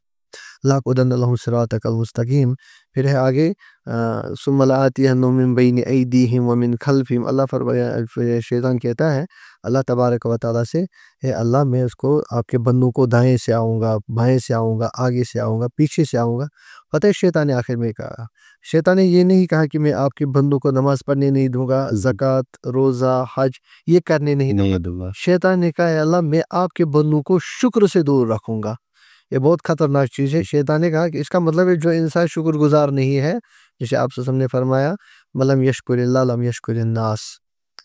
مَلَمْ يَشْكُرِ اللَّهَ لَمْ يَشْكُرِ اللَّهَ، جو انسان لوگوں کا شکر گزار نہیں ہو سکتا وہ اللہ کا بھی نہیں ہو سکتا ہے۔ جو اللہ کا شکر گزار نہیں ہے سمجھو وہ شیطان کا یار ہے، شیطان کا دوست ہے، کیونکہ شیطان نے دھمکی دی ہے کہ میں آپ کے بندوں کو شکر گزاری سے دور رکھوں گا۔ اس کا مطلب ہے کہ جو انسان شکر نہیں کرتا ہے وہ شیطان کے اس چیلنج کے ساتھ ہے، تو وہ اللہ تبارک کے اپوزٹ میں کھڑا ہے۔ تو دیٹ مینس صبر اور شکر امپورٹنٹ ہے بہت زیادہ ہے، بہت زیادہ ہماری لائف میں۔ اگر کسی انسان کے اندر یہ دونوں چیزیں آ گئی، بلکہ ایک حدیث مجھے یاد آئی، ترمذی شریف کی روایت ہے، آپ صلی اللہ علیہ وسلم نے فرمایا دو چیزیں ہیں، اللہ آپ کو صابرین اور شاکرین میں لکھے، مطلب ہے کہ آپ شکر گزار مانی جائیں گے اللہ کے یہاں، اور آپ صبر کرنے والے مانے، لیکن آپ کے اندر دو چیزیں ہونی چاہیے۔ کیا کیا؟ آپ دنیاوی معاملات میں اپنے سے نیچے والے کو دیکھو، اور اخروی اعتبار سے، آخرت کے اعتبار سے اپنے اوپر والے کو دیکھو۔ مطلب یہ کہ میں مہینے کو 50,000 کماتا ہوں، 20,000 کماتا ہوں، مجھے دنیاوی اعتبار سے اس کی طرف دیکھنا چاہیے جو 10,000 کماتا ہے، مجھ سے کم، جو آپ سے کم۔ ہاں کچھ لوگ ہیں جو ریہیبلیٹیشن سینٹرز میں ہوتے ہیں، وہاں ان کو علاج بھی ہوتا ہے، ڈاکٹر صاحب بھی ہوتے ہیں، کاؤنسلرز بھی ہوتے ہیں، سوشل ورکرز بھی ہوتے ہیں۔ کیا آپ کو ایسا لگتا ہے کہ مینٹل ہیلتھ انسٹیٹیوشنز میں، ہاسپٹلز میں یا ریہیب سینٹرز میں ان کو ایک ریلیجس اورینٹیشن کا لیکچر بھی ہونا چاہیے؟ بالکل اس چیز کا ضرور ہونا، یہ چیز ہونی چاہیے، کیونکہ ہمارا ایمان ہے، ہمارا یقین ہے، یہ دنیا عارضی ہے۔ ہم کو سمجھا سکتے ہیں کہ دیکھو یہ دنیا جو ہے آپ کے ساتھ ایسا معاملہ پیش ہے، کوئی بچہ واپس آنا بھی چاہتا ہے، اس کو ہم جنت جہنم کے تذکرے کر سکتے ہیں، صحابہ کا وہ دور یاد دلا سکتے ہیں۔ کوئی بات نہیں، آپ ناکام ہوئے تو آپ ناکام مت ہو جائے، کیونکہ دنیا کی ناکامی کوئی آخری ناکامی، یہ کوئی حرف کسی نے آپ کو یہ کہا تو یہ کوئی حرف آخر نہیں، یہ آپ ناکام ہے، کسی نے آپ کا ناکام ہے تو یہ حرف آخر ہے اس کا، آپ کبھی کامیاب نہیں ہو سکتے۔ اصل کامیابی تو آخرت کی کامیابی ہے، کیونکہ دنیا میں چاہے خوشی ہو چاہے غم ہو، یہ سب عارضی ہے، ٹیمپرری ہے، وقتی طور۔ تو اس طریقے سے قرآن حدیث کے ریلیٹڈ ایک ریلیجس جو اسکالر ہوگا وہی ان کو کیا ہے سمجھا سکتا ہے، اور کیا کہتے ہیں ان کو بتا سکتا ہے کہ کیا ہے کیا نہیں۔ اس سے بھی بہت دینی لحاظ سے how religion is going to help us, ہاں اگر ہم اللہ تعالیٰ کے قریب جائیں اور نماز پڑھیں، باقی چیزیں کریں، کیسے ہم ان چیزوں سے فلاح پا ہاں سکتے ہیں، بالکل بالکل مین چیز وہ ہے۔ مفتی صاحب، سحر اور نظر کی اگر ہم بات کریں گے، بالکل۔ پہلی چیز تو کیا یہ اسلام میں پرون ہے کہ یہ چیزیں ہیں؟ نمبر ایک۔ نمبر دو، اگر ان کا علاج ڈاکٹرز کے پاس یا حکیمز کے پاس نہیں ہے تو ایک انسان کو کیسے بچنا چاہیے ان چیزوں سے؟ نمبر تین، جو انسان یہ کرتا ہے سحر، نظر یا کوئی ایسی چیز، تو اللہ تعالیٰ کا عذاب اس انسان پہ کیا ہو سکتا ہے؟ بہت اچھا سوال ہے۔ سب سے پہلے نظر اور سحر یہ دونوں چیزیں برحق ہے۔ مسلم شریف کی روایت ہے کہ حضرت عبداللہ بن عباس رضی اللہ تعالیٰ عنہ نے فرمایا کہ آپ صلی اللہ علیہ وسلم نے فرمایا کہ نظر العین حق، نظر بد حق ہے، نظر لگ سکتی ہے، اس کی حقیقت ہے۔ البتہ یہ ہے کہ اب اگر تم کو کوئی کچھ آزاد دھونے کے لیے کہا جائے تو تم پانی دو کر دے دو۔ اس کا مطلب کیا ہے؟ عرب میں یہ دستور تھا، وہاں اگر کسی کی نظر لگ جاتی تھی تو جس کی نظر لگتی تھی اس سے کہا جاتا تھا آپ اپنے ہاتھ وغیرہ اپنے آزاد دھو لو، وہ پانی اس کے سر پہ ڈالو تو یہ ٹھیک ہو جائے گا۔ تو آپ سے تک جب یہ خبر پہنچی تو آپ نے فرمایا بہت اچھا، یہ کوئی کہنے کوئی شریعت کے خلاف کوئی چیز نہیں، اس سے ایک جس کو نظر لگتی ہے یا اس کے گھر والوں کو ایک وہم دور ہو جاتا ہے۔ وہم دور ہونا یہ بھی بہت اچھی چیز ہے، اگر اس کسی کا وہم دور ہو سکتا ہے تو آپ ایسا کر سکتے ہیں۔ تو پھر آپ نے فرمایا اگر تم سے کہا جائے گا آزاد دو لو، تمہاری نظر کسی کو لگ گئی تو آپ کیا کر سکتے ہیں؟ اس کو پانی کیا کہتے ہیں وہ اپنے اعضاء کا مستعمل پانی دے سکتے ہیں، تو اپنے آپ پر ڈالے گا تو شاید وہ ٹھیک ہو سکتا ہے، اور نظر لگنا حق ہے۔ البتہ اب اگر کسی نے نظر لگائی کیا اس کو کوئی گناہ ہے؟ تو شریعت میں ہے کہ نظر لگانے والے کو خود پتہ نہیں کہ میری نظر لگ گئی، کیونکہ چیز آنے گیا۔ آنکھوں کے اندر اصل میں ایک حرارت، میں نے ایک جگہ پڑھا ہے، آنکھوں کے اندر ایک گرم حرارت ہوتی ہے، وہ سیدھے اس انسان پر کیا کہتے ہیں لگ جاتی ہے، جس کی وجہ سے وہ تکلیف میں یا اللہ نے رکھی ہے، یہ کیا کہ اثرات رکھے ہیں آنکھوں کے اندر، کسی انسان کے اندر، کسی کے اندر نہیں ہوتے۔ کسی کی نظریں تو جیسے اللہ والوں کی نظریں لگ جاتی ہے تو انسان کا بیڑا ہی پار ہو جاتا ہے، جی، تو کسی کی بری نظر لگ جاتی ہے اس کی وجہ سے یہ اثرات پیدا ہو جاتے ہیں، تو یہ نظر لگانے والے کو کوئی گناہ نہیں ہے۔ ہاں البتہ کسی کو پتہ ہے کہ میری نظر کسی کو لگ گئی تو اس کو ماشاءاللہ سبحان اللہ پڑھنا چاہیے، یا کیا کہتے ہیں جس کو پتہ ہے کہ فلانی کی نظر لگتی ہے اس کو اس وقت کیا ہے ماشاءاللہ سبحان اللہ پڑھنا چاہیے، تو نظر سے وہ بچ سکتا ہے۔ تو نظر بد حق ہے، اور علاج میں نے بتایا۔ مفتی صاحب سحر کے بارے میں؟ ہاں سحر جو ہے، سحر کرنا چونکہ وہاں تو مسئلہ ہے، جب کوئی سحر کرتا ہے اس کے لیے بڑی وعیدیں ہیں۔ سب سے بڑی وعید تو یہ ہے کہ جب مثال شب قدر ہے، شب برات ہے، اس وقت کچھ بد نصیب اور بدبخت لوگ ہوتے ہیں جن کی دعا یا جن کی توبہ قبول نہیں ہوتی ہے، ان میں سے ایک جادوگر بھی ہے جو کسی کو جادو کرے، تو بلکہ یہ بھی کہا گیا ہے کہ اس کی توبہ قبول ہی نہیں ہوتی ہے جب تک یہ سحر سے باز نہیں آئے گا۔ تو اگر اسی حالت میں اس کی موت آ گئی تو اس کا انجام بہت ہی برا ہوگا۔ بعض لوگوں کے مطلب دیکھا بھی گیا ہے، مطلب تجربہ ہے، جو لوگ جادو کرتے ہیں سحر کرتے ہیں ان کی جسم پہ ہی کیڑے پڑ گئے، دیکھا ہے۔ اللہ رحم فرمائے، اس طرح فضاب سے بچائے ہم۔ سحر جو ہے ثابت ہے، جیسے آپ سسم کو بھی سحر کیا گیا، اور سحر ہر ایک کو ہو جاتا ہے۔ جب آپ سسم کو ہوا تو ہماری تو بات نہیں ہے، جب آپ سسم کو وہ سحر ہوا بعد میں اتنا مطلب حالت خراب ہو گئی آپ سسم کی کہ آپ سسم کو پھر پتہ ہی نہیں میں نے وضو کیا یا نہیں کیا۔ بعد میں آپ سسم کو یہی کہا گیا چونکہ آپ سسم کا مبارک بال لیا گیا تھا، اس کو کنگھی کے تانت میں ڈالا گیا تھا، پھر ایک کنویں کے نیچے ڈالا گیا تھا، تو بعد میں چونکہ اس کو گرے لگائی گئی تھی، تو پھر سورہ فلق اور سورہ ناس دونوں کو ملا کر 11 آیتیں بنتے ہیں۔ تو جب یہ صورتیں نازل ہوئی تو آپ سسم جب ایک ایک آیت پڑھتے تھے تو ایک ایک وہ کھلتا گیا، تو آپ سسم ماشاءاللہ ٹھیک ہو گئے۔ تو چاہے سحر ہو یا نظر بد ہو، نظر بد کے لیے بھی علاج ہے، جیسے آیت الکرسی ہے، الحمد شریف ہے، یا سورہ فلق سورہ ناس ہے۔ اسی طریقے سے اس کے لیے بھی ہے، سحر اور جادو کے لیے بھی ہے ہر کوئی کیا کہتے سحر وغیرہ کرتے ہیں، اس کے لیے کلوز بھیرو بالفلق کلوز بھیرو بالناس کثرت سے پڑھے، کیونکہ آپ سوچو کو انہی کی وجہ سے وہ اثرات ختم ہو گئے، تو اگر کوئی پڑھے گا تو یہ چیزیں کیا کہتے ہیں وہ پڑھ سکتا ہے، تو انشاءاللہ بچ سکتا ہے۔ عبادت کرتے رہیے، نماز پڑھتے رہیے، تلاوت کرتے رہیے، اور انہی چیزوں سے ہم کو فلاح مل سکتی ہے۔ مفتی صاحب، کوئی بندہ ہے جس کے پاس سب کچھ ہے، دولت بھی ہے، مکان بھی ہے، گاڑیاں بھی ہے، بٹ اب اس کے دل میں سکون نہیں ہے، اس کا دل ٹھیک نہیں ہے، ایسی کوئی کون سی چیز ہے اکارڈنگ ٹو اسلام جو کرنی چاہیے اور دل کو بڑا سکون ملے؟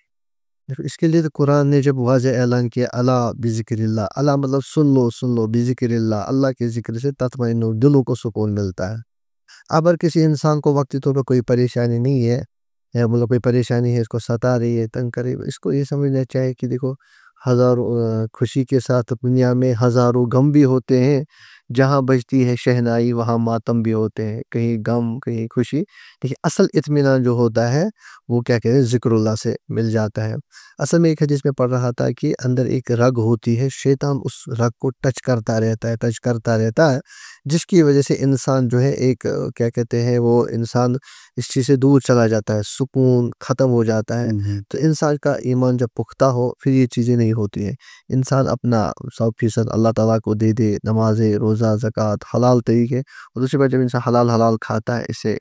سے بھی زندگی میں ایک سکون آ جاتا ہے۔ انسان کسی اللہ کے کسی پیارے بندے سے، کسی اللہ والے سے اپنے تعلق جو اڑتا ہے وہ تو رہنمائی کرتا رہتا ہے، لیکن ہمارے لیے کہ ذکر اللہ سے جیسے ہے نا کہ انسان شیخ حمزہ مغدومی رحمۃ اللہ رحمۃ واسعہ، انہیں ایک جگہ لکھا ہے دل بیار دست بکار، آپ دل کو لگائے رکھے اپنے یار کے ساتھ، ایک مسلمان کا یار اللہ ہی ہو سکتا ہے اور کون ہے،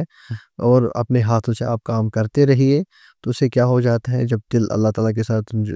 جڑا ہوا ہوگا اور ہاتھ سے انسان کام کرے گا تو پھر انسان کو سکون ہی سکون مل جاتا ہے۔ باقی حالات تو آتے رہیں گے، تو وہ تو ہر ایک کو آئے ہیں، آپ سسم کو حالات آئے ہیں، پریشانی ہوئی ہے، تو پریشانی کی وجہ سے انسان کو جو اللہ تبارک و تعالیٰ کے قانون ہے، احکام ہے، ضابطے ہیں، انسان ان ضابطوں کی حدود سے باہر نہیں نکلنا چاہیے، وہ کنٹینیو رکھنا ہے۔ ہاں۔ تو مفتی صاحب، ایک اور چیز ہے کہ اگر کوئی انسان گناہ کرتے کرتے فوت ہو جائے، یا اس نے اپنی زندگی میں کبھی توبہ نہیں کیا ہو، ایسی کوئی اسپیشل انسٹرکشنز ہے اس کی فیملی کے لیے، اس کی وائف یا اس کے بچوں کے لیے، کہ وہ اگر کوئی کام کرے تو اس کے گناہ معاف ہو جائے؟ دیکھیے حدیث میں ہے کہ آپ نے فرمایا جیسے آپ زندگی گزارو گے ویسے تمہاری موت آئے گی، جیسے موت آئے گی ویسے تم کو اٹھایا جائے گا۔ تو اگر انسان کوئی گناہ کرتے کرتے مر گیا تو یہ تو اسی کو پتہ ہے اور اللہ کو پتہ ہے اس نے توبہ کی ہے یا نہیں کی ہے، ایک انسان نہیں بتا سکتا ہے، کیونکہ توبہ کے لیے کوئی محفل یا کوئی فنکشن ضروری نہیں، انسان ایک مرتبہ دل ٹوٹ کے بولے، عاجزی انکساری کے ساتھ اللہ تبارک و تعالیٰ کے سامنے دل میں ہی توبہ کرے، یا اللہ معاف کریے آج کے بعد نہیں کرنا، وفات ہو گئی، تو یہ پتہ نہیں ہے انسان کو، لیکن بعد میں اگر مطلب بظاہر ہم دیکھتے ہیں کسی انسان گناہوں میں لت پت تھا، مرتے وقت بھی یہ گناہ کرتے کرتے مر گیا، تو قیامت کے دن اسی حالت میں اٹھایا جائے گا، چونکہ ہمارا ایمان ہے جو ایمان والا ہے تو سزا وزا بھگتنے کے بعد تو یہ جنت میں جاتا ہی ہے، چونکہ ایمان کی وجہ سے جو ہمارے ایمان کو اتنا طاقت ہے۔ البتہ یہ ہے کہ اس کے گھر والے اگر اس کی طرف سے کچھ جیسے ہے مالی صدقہ، نفلی صدقہ، ٹھیک، یا روزوں کا صدقہ، کسی بھی طریقے سے کچھ عبادت کرے اس کو پہنچا دے تو کچھ نہ کچھ ثواب تو مل جاتا ہے۔ ان کے گھر والوں کو بھی عبادت کرنا نہیں چھوڑنا ہے۔ ہاں، جسے نا قرآن مسلم شریف کی روایت ہے کہ 3 چیزیں انسان کو مرنے کے بعد بھی ساتھ جاتی ہے، ایک ہے صدقہ جاریہ، ایک ہے اگر کسی کو پڑھایا ہو، مطلب دینی تعلیم قرآن وغیرہ وہ پڑھتا رہے گا، اس کو ملتا رہے گا، ایک ہے ولد صالح، اولاد صالح پیچھے وہ اس کے لیے اپنے ماں باپ کے لیے یا مرنے والے کے لیے دعائیں مغفرت کرے تو اس کے حق میں قبول کیا جاتا ہے۔ بتائیے، اگر کسی بچے کو پوچھتے ہیں کہ اسکول میں یا باہر گھر میں آپ کو بڑے ہو کے کیا بننا ہے، ویسے ہی جب آپ کی سکولنگ ہوئی اور آپ سے لوگ پوچھتے تھے کہ آپ کو بڑے ہو کے کیا بننا ہے، آپ کا اس ٹائم جواب کیا رہتا تھا، اور ایسا کیا ہوا آپ کی لائف میں کہ آپ انشاءاللہ مفتی بن گئے؟ دیکھیے آپ نے جو بات پوچھی ہے مجھے شاید یہ بھی پتہ نہیں ہے کہ مطلب میری منزل کہاں تھی۔ جی، ہمارے شہر میں، ہمارے علاقے میں شاید نہ کوئی حافظ تھا نہ کوئی مفتی تھا، تو پتہ بھی نہیں، تصور ہی نہیں تھا۔ اتفاقاً میرا ایک کزن ہے تو اس نے مجھے لیا، کہا دارالعلوم ہے تو آپ جاؤ، سکول میں ماشاءاللہ میں بہت قابل بچہ تھا، گورنمنٹ سکول میں پڑھتا تھا، تو اساتذہ کا بہت فیوریٹ میں رہا ہوں۔ تو جس وقت میں آیا تو گھر والوں نے سکول جو ٹیچر وغیرہ وہ آئے کہ نہیں آپ ایک کام کیجئے، آپ سکول آ جائیں، اس میں کیا رکھا ہے، کیونکہ لوگوں کو پتہ ہی نہیں تھا مدرسہ کیا ہوتا ہے، دینی تعلیم کیا ہے۔ تو ایک اسٹوڈنٹ کو میں نے دیکھا تھا اپنے سکول کی کھڑکی سے دکھا تھا، تو مجھے اچھا لگا، میں نے سوچا نہیں جاؤں گا میں۔ ہمارے گاؤں میں کم سے کم 15-16 لڑکے تھے جو کہتے تھے جائیں گے، تو میرا تھا تذبذب، گھر والے مانتے نہیں تھے، تو وہی نہیں جا پائے، تو لیکن مجھے تو اپنے پفیرے بھائی نے لے لیا، انہیں بڑی قربانی دی میرے لیے، تو اللہ ان کو جزائے خیر عطا فرمائے۔ تو گھر والوں کا بھی بعد میں اتنا ساتھ نہیں رہا پہلے کیوں 4 بہنوں کے بعد میں بھائی تھا 5ویں نمبر پر، تو ایک امید ہوتی ہیں بیٹوں سے، بیٹا بھی ہوتی ہے لیکن بیٹیوں کے ساتھ ایک بیٹا بھی ہو تو ایک سہارا بن جاتا ہے بہنوں کا، ماں باپ کا۔ تو بعد میں گیا تو 2 سال میں نے، چونکہ جو میرے سے پہلے بچے تھے ان کا فری میں ایڈمیشن ہو گیا تھا، تو مجھے اس کو کہتے تھے 1000 روپے ایڈمیشن دے گا، کیونکہ میرے پاس اتنا نہیں تھا، کیونکہ گھر والوں کا سپورٹ نہیں تھا۔ یہ 2001 کی بات ہے، تو میں تب 6th میں چڑھا تھا، 6th کلاس میں، کچھ مہینے دیے تھے، 1-1.5 مہینہ سکول میں۔ تو بعد میں انہوں نے کہا کہ جو ایک بچہ وہاں سے 10 بچوں میں سے غائب ہو گیا تھا، مطلب بھاگ گیا تھا، انہوں نے بعد میں کہا کہ ان 10 بچوں میں 10ویں نمبر پہ ہم اس کو سلیکٹ کریں گے جو نورانی قاعدہ بہت جلدی ختم خیرے آپ کے بچے نورانی قاعدہ پڑھتے ہیں۔ تو کہا ماشاءاللہ اتفاقاً اللہ کا شکر ہے کہ میں نے 20 دن میں نورانی قاعدہ زبانی پڑھ کے سنایا، تو مجھے ان 10 بچوں میں میرا بھی یہ ہو گیا، تو سلیکشن ہو گئی، تو میرا پھر میں ایڈمیشن میں کچھ، اس کے بعد میں نے آگے پیچھے کچھ نہیں دیکھا۔ تو جو مجھ سے پہلے 4 مہینے 5 مہینے بچے گئے تھے سکول میں، سب کو میں نے پیچھے چھوڑ دیا، تو 2 سال کے بعد میں حفظ کلام اللہ بن گیا، 2 سال میں۔ تو اس سکول میں سب سے پہلا حافظ کلام اللہ علاقے میں، بعد میں جب یہ حافظ بنا مجھے تو کندھے پہ اٹھا کر پورے علاقے میں گھمایا گیا، تب میں 11 سال کا تھا، اور یہاں سے میں نے کچھ 8th پاس بھی کیا تھا، سکول میں جاتا تھا دوسرے سکول میں، کبھی کبھار منڈے اور فرائیڈے کو سکول، بڑی قربانیاں اٹھانی پڑی، وہ حالات میں بیان نہیں کر سکتا، نہ میں بتانا چاہتا ہوں، کیونکہ ہو سکتا کوئی بچہ چاہتا ہوں میں مدرسہ آؤں، جب سنے گا حالات کیا ہوتے ہیں، تو لیکن اللہ کا شکر ہے شاید ان سختیوں کی وجہ سے ہم حفظ کلام اللہ بن گئے۔ اس کے بعد مجھے پتا تھا شاید یہ ایک میدان ہے، حافظ بن گیا میں 2 سال میں، اتنا ہی ہے۔ اس کے بعد میں دار بلال آیا، وہاں سے فارسی سے لے کر افتاء تک، مطلب مفتی بننے تک 9 سال دینے ہوتے ہیں، 10ویں سال میں جس کے 90% مارکس ہو تو اس کو مفتی میں ایڈمیشن ملتا ہے۔ تو الحمدللہ بخاری شریف پہ جو سال اس کو ہم بولتے ہیں دور حدیث، اس میں میری فرسٹ پوزیشن رہی، فرسٹ پوزیشن سے مجھے افتاء میں مطلب مفتی میں ایڈمیشن ملا، مفتی میں بھی الحمدللہ فرسٹ پوزیشن میں کامیاب ہو گیا۔ تو 2013 میں یہ پڑھاؤ ختم ہو گیا پڑھائی کا، تو بڑا میدان، بعد میں دنیاوی تعلیم کو میں جاری نہیں رکھ سکا، اگر کوئی ڈپلومہ وغیرہ اردو عربی کی سب چیزیں کی ہے ایک جگہ پہ، اور اردو ادیب کیا ہے، تو مفتی کے ساتھ ہم نے قرات بھی کی ہے، حافظ طیب عالم وغیرہ ہو گئے مفتی۔ اس کے بعد 2013 سے میں کم سے کم 13-14 سال سے دارالعلوم قاسمیہ میں جو بادشاہ محل لال بازار ہے وہاں سے وہاں میں درس و تدریس کا کام کرتا ہوں وہاں، اور ساتھ میں 2014 سے یہاں باغ گارڈن میں امام و خطیب کا کام بھی میں کر رہا ہوں، امام صاحب میں یہاں پر، اور کتابت وغیرہ بھی میری ذمہ ہے، اور چھوٹا موٹا درسگاہ بھی چلتا ہے، کہ چھوٹی میری نشر رہی ہے مختصر کے سامنے۔ بہت خوب۔ آخری پہ ہمیں بتائیے، جو ہمارے سننے والے ہیں، اگر کوئی کسی درد میں مبتلا ہے یا کسی ذہنی تکلیف میں مبتلا ہے، اکارڈنگ ٹو قرآن اور حدیث کیا کرنا چاہیے اس کو، اپارٹ فرام جو وہ ٹریٹمنٹ آلریڈی کر رہا ہے؟ کوئی انسان کسی بیماری میں مبتلا ہے، کسی مرض میں مبتلا ہے، ہمیں سب سے پہلے اس کو انسان ہی سمجھنا ہے۔ دوسری بات یہ ہے کہ اس کو ایک مریض سمجھنا ہے، ہمیں اس کے ساتھ مریض کی طرف پیش آنا ہے۔ تو انسان ہمیشہ یہ سوچنا چاہے خدا نہ کرے میں اس بیماری میں مبتلا ہو جاؤں، تو میرے ساتھ اگر کوئی برا کرے گا تو کیا ہو سکتا ہے، اسی اعتبار سے اس کے ساتھ پیش آنا ہے۔ آپ صلی اللہ علیہ وسلم کے زمانے میں بہت سارے صحابہ آتے تھے اپنے مختلف دکھڑے لے کر، کبھی کوئی صحابہ الگ سے یہ مسئلہ ہے، کبھی یہ آیا کبھی آئے، حالانکہ آپ صلی اللہ علیہ وسلم کے زمانے میں ایک آدمی آیا، مسجد نبوی میں آیا، وہ جو ہی اندر آیا تو وہ ایک کونے میں بیٹھ کر پیشاب کرنے لگا، صحابہ دوڑے اس کو روکنے کے لیے، آپ سے اس کو مت روکو۔ تو اس کے بعد جب آیا تو آپ سب نے اس کو اچھے سے سمجھایا، دیکھو مسجد جو ہوتی ہے عبادت کے لیے، پیشاب کی جگہ، بعد میں ادھر کیا کہتے ہیں مٹی وغیرہ ڈالی گئی تو اس کو صاف کیا گیا، تو اس کے بعد وہ صحابی جو آیا وہ ایک مطلب دور دراز علاقے دیہات کا تھا، آیا بعد میں وہ دعا کرنے لگا، اللہم ارحمنی و محمدن ولا ترحم معنا احدن، اے اللہ میرے اوپر رحم کیجئے اور محمد صلی اللہ علیہ وسلم پر اور کسی کو رحم نہیں کرنا۔ تو آپ صلی اللہ علیہ وسلم نے اس کا کہا کیا کہ آپ نے اللہ تعالیٰ کی رحمت کو اتنا تنگ کیا ہے، تو لیکن آپ صلی اللہ علیہ وسلم نے اس کا مرض سمجھا کہ اس کو پتہ نہیں ہے، تبھی جا کر کوئی ہمارے یہاں اگر کوئی مسجد میں چھوٹا بچہ شور کرے گا اس کو تو ہم ٹانگ پکڑ کے باہر پھینکیں گے، کوئی کچھ حرکت کرے گا ایسی حرکت، وہاں تو مسجد کے صحن میں تو تھوک کوئی ڈالے گا اس کو نہیں چھوڑیں گے، باتھ روم کا پانی یا کوئی فین چھوڑے گا اس کے ساتھ کیا معاملہ کیا جائے گا۔ سب سے پہلے ہمیں اس کا مرض سمجھنا ہے، اس میں کوئی بھی مبتلا ہو سکتا ہے، وہ اپنا بھی ہو سکتا ہے، میں بھی ہو سکتا ہوں، کوئی بھی ہو سکتا ہے، تو اس کے ساتھ اچھے سے پیش آنا ہے، بس اس کے مرض کی انسان اپنی اعتبار سے، اپنی وسعت کے اعتبار سے انسان اس کی ہیلپ کرے جیسے کر سکتا ہے،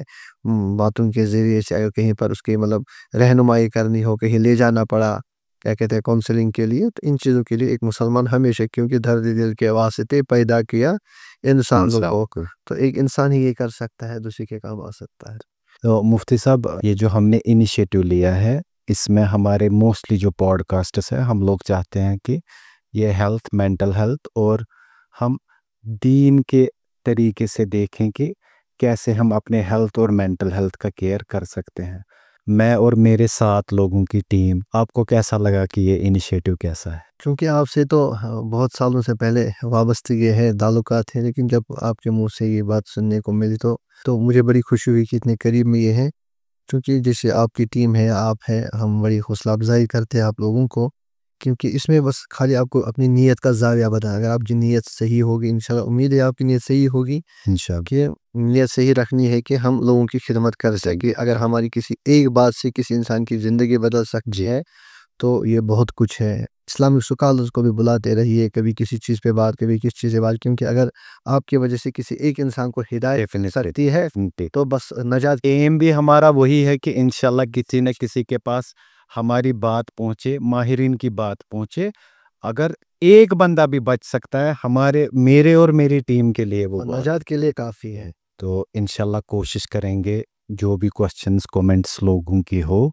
تو وہ ہم نئے ایپیسوڈ میں کلیئر کریں گے۔ شکریہ آپ کا،